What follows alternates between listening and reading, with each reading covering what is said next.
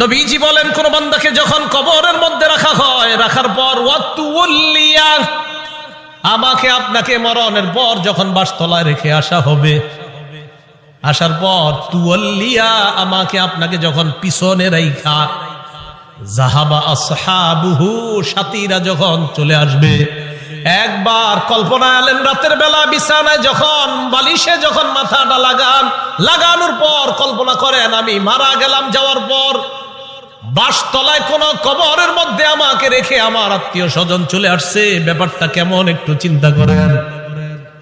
আল্লাহ নবী কয়, কোন ব্যক্তিকে কবরের মধ্যে রাখার পর তুওয়াল্লিয়া,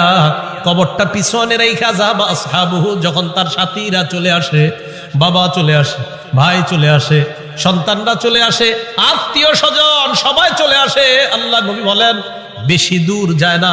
হাত্তা ইন্নাহু লা ইয়াসমাউ করআনি আলিহিম, আমরা যে হাইটা হাইটা আসি, আমাদের হাঁটার পায়ের জুতার আওয়াজগুলা ওই কবরবাসী শুনতে পায়।